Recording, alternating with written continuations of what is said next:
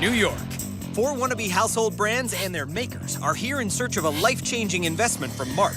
But to get an offer, they must impress him every step of the way, starting with the pitch. How we doing? Good. Today what we have for you is called a BackPal. A BackPal is an insert that can be inserted into any existing backpack, and it helps distribute the weight in any existing backpack for all students, and it helps keep the books aligned to any student's back so it doesn't hurt their back. So the more you wear the BackPal, the less likely you are to be injured. To me, I mean, this is so obvious. You mean to tell me nobody's ever done this before? Nobody's come up with something like this. That's amazing. We're brother and sister. We came back from school and we talked about how much pain our backpack gave us from hanging down so low. So we came up with the idea for the BackPal, and then we went to our dad for help. Well, I've put in about $14,000 into the development of the BackPal. We had to sacrifice a lot of our time. There was times that we couldn't hang out with our friends because we were busy trying to figure out the BackPal. My dream for Deja and Canyon is that they have a good success with the BackPal and that they are recognized as kid inventors. Kind of explain to me how this works, because I don't really understand. It fits in the backpack. Does it reposition the weight from my shoulders to my back? Give me an idea how that functions. What we did with the BackPal is we made inserts closer to your spine, so it keeps all the books up and it keeps your posture and your back nice. My kids' middle school literally did away with lockers for a year, and they had to carry all the books along with them from class to class to class. It was ridiculous. Any improvement that helps kids' health is great, but you're gonna have to prove that to us first. So what are you looking for? $200,000. You got real serious there, Dad. You jumped right in. Now he's talking. You know, almost a third of the US population is a student of some kind. Almost 79 million people. If you can put one of these on the back of every kid, I'd be interested. If BackPal works correctly, it should bring the backpack closer to the spine and increase the contact surface by a considerable percentage, lowering the strain. But I'm skeptical of the level of technical sophistication that's gone into BackPal. To test their claims, we need to precisely analyze BackPal's ergonomics. Teen inventors Deja and Canyon created the BackPal with the help of their father, Mark. They claim that students can use it inside their backpack to ease strain and avoid injuries. We need to see how they designed the BackPal and test whether its ergonomics are engineered well enough to meet that claim. The BackPal. Now, this is something my kids need, at least if it works. When you're carrying books around school, it's gonna sag, it's gonna make your back hurt. That's the problem you're trying to solve, right? Correct. Well, we thought of ways to prevent pain that we had with our backpack, and the best solution was this. All right, Bryce, so I want to talk about how this actually works. It actually all looks like it's ABS plastic. You've added in like a stiffening wire in there. Is that support? That's definitely for support. It doesn't reduce the weight of the books. It just makes the center of gravity of the backpack go closer to your center of gravity so that it's easier for you to carry the bag without straining your back. Many students' backpacks pull the body's center of gravity backwards away from the ideal position, right above the hips. If there's too much weight hanging from your shoulders, you'll lean forward to keep your balance, an overcompensation that can lead to injury. Heavier books go in BackPal's top pockets. If BackPal works, it'll place the weight and your center of gravity back where it belongs, helping you keep good posture and avoid a back injury. Is there some numbers out there? Do they say a kid should carry a certain amount of weight? We actually talked to a few doctors, and they suggested that a kid should only be carrying 10% of their body weight. I actually have the handy-dandy scale here, so we'll actually get a weight on what this thing is. Have you ever weighed your backpacks? I actually have never weighed my back. What? Yeah. That's data you need, people. I know. All right. All right. 18 pounds. Based on that data, you should be 180 pounds to carry this, right? I'm not 180 pounds. Well, you can't carry this then. To get a clear picture of how BackPal is distributing the weight, we're going to use a pressure mat. This technology measures contact areas, which is why it's used in footwear and seat design. Each one of these little squares represents a sensor inside the mat. So as Brooke pushes on it, you'll see that it reads the amount of pressure being applied, but it can go over a large area in multiple points. This will let us see where the load is being distributed across your body. Very cool. We're starting Brian out with the kind of backpack any student might use. Any student with a lot of stuff to lug around. Okay, you good there? It does look like there's more centralized pressure, kind of bringing it all to the center top. Man, it's like totally on the top. Nothing popping in the middle at all. All right, All empty? that's it. All right, BackPal, going in. Now we're putting the BackPal into the backpack and loading it with the same number of books. The pressure mat will show us if these kids really do have something here. All right, Brian, I see right here at the top, you've got some hot spots. Those are clearly the straps coming in over your shoulders Absolutely. at the top. I mean, that's where a backpack distributes most of your weight. Right. It's on your shoulder load. But you are sharing here at the bottom. It's not red hot, but you have some of the weight coming in at the bottom. And occasionally it does bounce in on the back a little bit. Yeah, I mean, I feel it. I can feel it against my back. I don't feel a lot of pressure there, but I definitely feel it there. Right. It was more important that the BackPal was hitting the center because that's where your center of gravity is instead of hanging down below or up top. With the BackPal, you can obviously tell that it's relieving. Okay, I am surprised. It is different. Yeah. Without the BackPal, almost the entire 18 pounds of books were resting on Brian's shoulders. With the BackPal, it's roughly 6 pounds on the shoulders, 6 against the center, and 6 on the waist. That's a pretty good balance. So wow, well that's pretty impressive. Thank you guys so much for bearing with us. Yes, thank you. I feel like BackPal proved our claim because it really did show improvement when wearing it. It really did improve where the pressure points were hitting on all over the back. Now, is there a teacher you'd like to call out for too many books? Right now's your chance. With all 4 products tested, Brooke and Brian have brought the results to Mark. He might choose to invest in an item, give it a pass, or take a closer look at all of them. 2 products tested great. BackPal redistributes a significant amount of weight, and OpenSkate's easy to program and safe for kids. But All in Fit's app needs a lot more polish and an option to customize the workout to your abilities. The boogie dice are so much fun, but they don't hit the percentage of random numbers they claim. I've made a decision, and the product that I'm not going to be moving forward with today is All in Fit. The product's fantastic, but it just needs a little bit more work.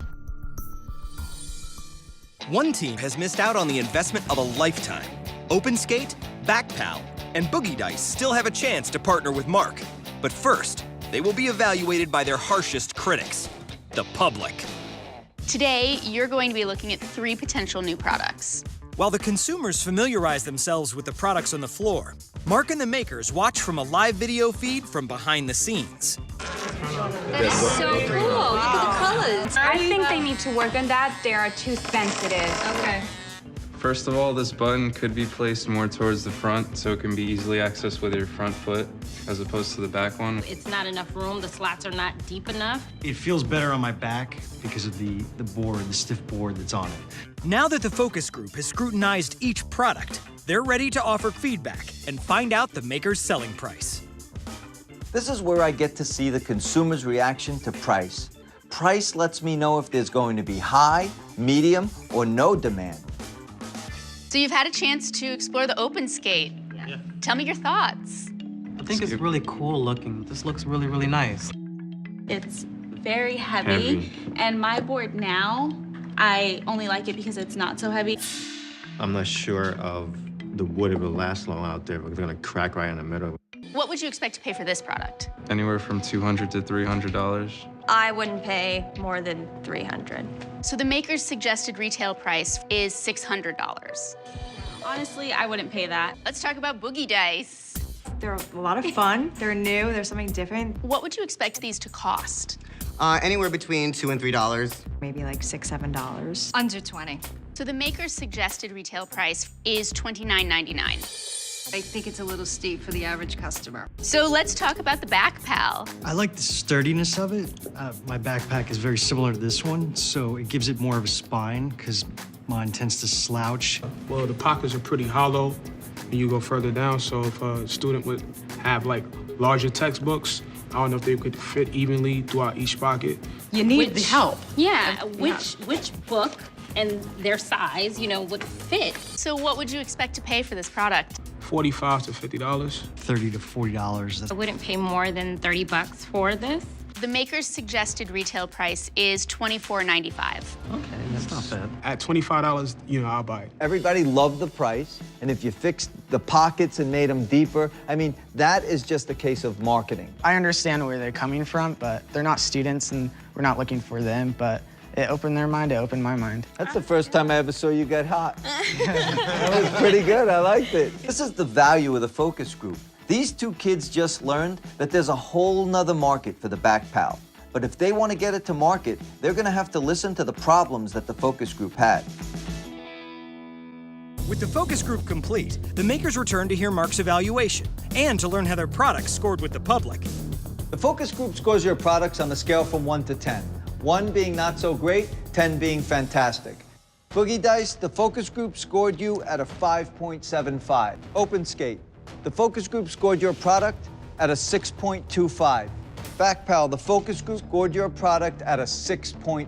A 6.4 is really good, considering we're not looking for older people, we're looking more for students. We are open-minded to adding new pockets or like different things to the design to make it even better. Good job, guys. Thank you. Okay, this is a tough one, but I've made a decision. And the product that I will not be moving forward with today is Boogie Dice. It's fun. I mean, everybody loves it, you're right, but it could be a fad, and I'm a little bit concerned with that. Before either of the two remaining products can receive an offer for a life-changing investment, some problems uncovered in the tests and focus group need to be resolved. Brooke and Brian are meeting with two experts in hopes of finding solutions. The focus group found that getting books into the BackPal was awkward. We're meeting with an orthopedic specialist to see if we can improve BackPal's organization and ergonomics. Ben, the BackPal is cool to me because it was developed by kids, and they have a unique perspective. I mean, they have to carry all of these books around. Who would have thought that being a student nowadays is a contact sport? My name is Dr. Ben Gelfand. I'm a physical therapist. I specialize in sports medicine and orthopedics. Evaluating any kind of postural alignment, postural braces is right up my alley. What would you change about this particular device? I would put the deeper pockets closer and the more superficial pockets away. The heavier books and the larger books, presumably, that are deeper will go closer to the back of your spine and even it out closer to that center of gravity. Will not have as much of a displacement through your center of gravity. Deepening the pockets that lie against your back will place the heaviest books in line with your ideal center of gravity. This will increase the BackPal's overall efficiency, and deeper pockets will make loading the BackPal easier. Ben also recommends making the structure stiffer, which will increase the number of contact points with your back and spread the weight over a larger area. Ben, thank you so much. I mean, it's great to hear from an expert. This is a great opportunity for Deja and Canyon. Ben took the data we got from the pressure mat and went deeper into the science of ergonomics than they could do on their own. If they take his advice, they can make the BackPal easier to pack and improve its performance. Brooke and Brian have brought the new redesign concepts to Mark. The remaining two makers have returned for a final chance of receiving an investment of a lifetime.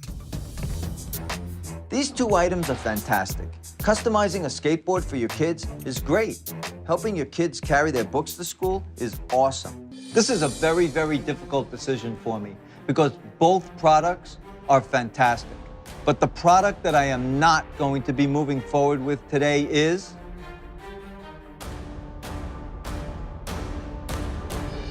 BackPal. It's a great product. You guys are on the total right track.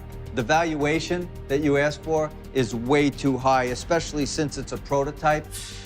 It's awesome how many things these kids learn today. If they could take those lessons and apply it to the BackPal, that would bring their valuation more in line. I'd be interested. Don't be defeated. Yeah. You guys did fantastic. You made it all the way through to the end. If I was standing in your shoes, Dad, I would be proud as a peacock, no doubt about it. I was a young entrepreneur too, just like you, and the world is your oyster. I mean, you guys can kill it, and you've got a great idea, and I know you guys are gonna do well. You should be so proud of your kids right now. I mean, these guys were awesome. They were great, they were attentive, well-spoken, and just nice people. Good luck. Thank you. Thanks, guys. I don't think Mark made the right decision. I felt like we had a really good product and we were getting good feedback. So for all those kid inventors out there, just keep going and push forward. And even if you get knocked down, just stand right back up.